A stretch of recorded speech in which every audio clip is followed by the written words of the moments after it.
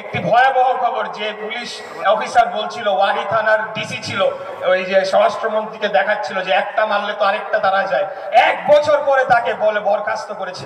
বরখাস্ত মানে তাকে তো জেলের ভিতরে রাখার কথা ছিল, কেন সে বাইরে হয়েছিল এত বছর? সেই জবাব আমরা এই বর্তমান সরকারের কাছে চাই। এই বর্তমান সরকার তারা অনেক যেটা বলেছি অনেক কিছুই বলছে, কিন্তু তাদের চারপাশে স্বৈরাচারের দোসর দিয়ে ঘেরা, সেভাবে তারা দেশকে চালাচ্ছে। আমি তাই তাদেরকে আহ্বান জানাবো, আমরা আপনাদের শত্রু না। এনসিপি কে বলবো, আমরা আপনাদের শত্রু না। আপনাদের শত্রু গোপালগঞ্জে আপনারা গিয়েছিলেন, একটা আপনারা উদাহরণ নিয়ে এসেছেন যে আপনাদের আসল শত্রু কারা, কারা আপনাদেরকে খুঁজছে, কারা আপনাদের প্রতি প্রতিশোধ নিতে চায়।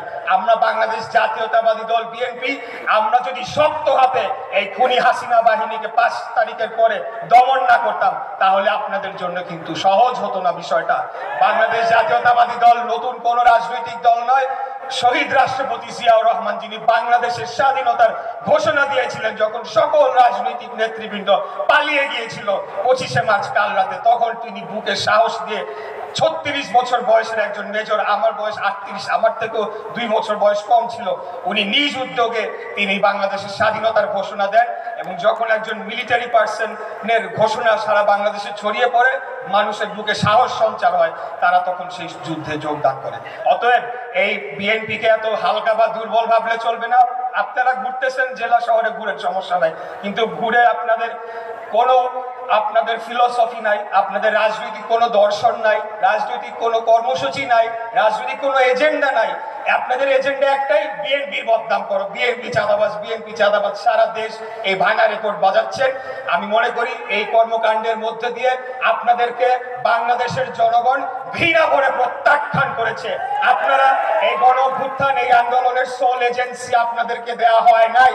বাংলাদেশের সকল শ্রেণী পেশার মানুষ এবং সকল রাজনৈতিক দল যারা স্বৈরাচার ফ্যাসিবাদী বিরোধী আন্দোলনে ছিল, এই কৃতিত্ব সকলের। কৃতিত্ব কারণ না, কৃতিত্ব একমাত্র যারা শহীদ হয়েছে তারা আজকে জীবিত নাই, কৃতিত্ব কেবল তাদেরকেই দেওয়া যেতে পারে।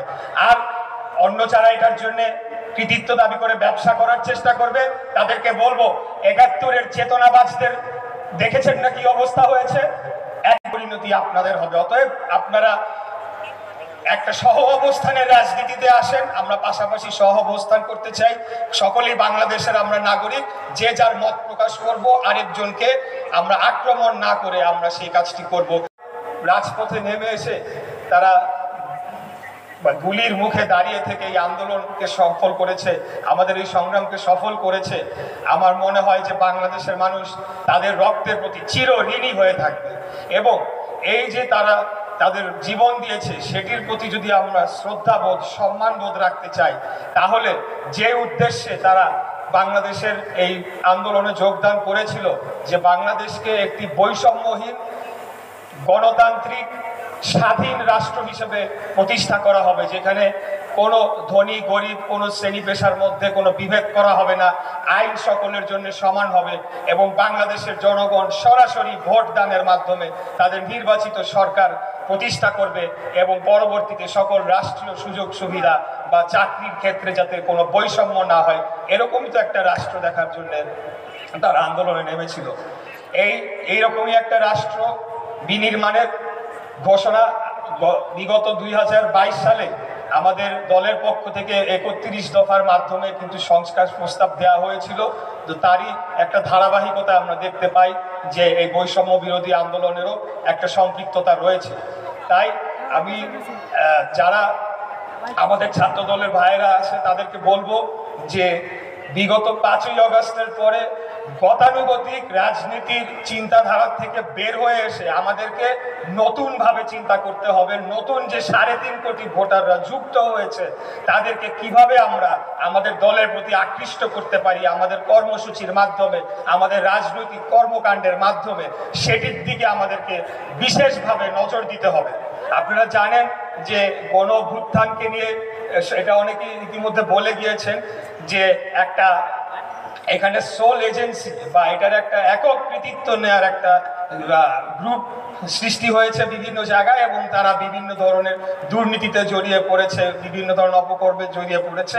আমি মনে করি তাদের এই অপকর্ম রুখে দেওয়ার দায়িত্ব আমাদের, যদি শহীদদের আত্মার প্রতি আমরা সেই শ্রদ্ধার জায়গাটি ধরে রাখতে চাই।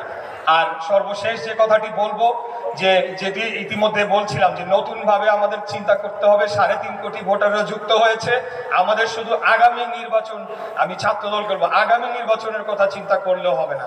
তার পরবর্তী 5 বছর পরে আবার কিন্তু আমাদেরকে জনগণের কাছে যেতে হবে, তারপরে আবার জনগণের কাছে যেতে হবে। বারবার আমাদেরকে জনগণের কাছে যেতে হবে, তাদের ভোট ভিক্ষা করে তাদের মন জয় করে নিয়ে রাষ্ট্র ক্ষমতায় আসতে হবে। এর অন্য কোনো বিকল্প নাই। বাংলাদেশে আর কোনোদিনও স্বৈরাচারী কায়দায় ক্ষমতা দখল আমরা হতে দেব না ইনশাআল্লাহ।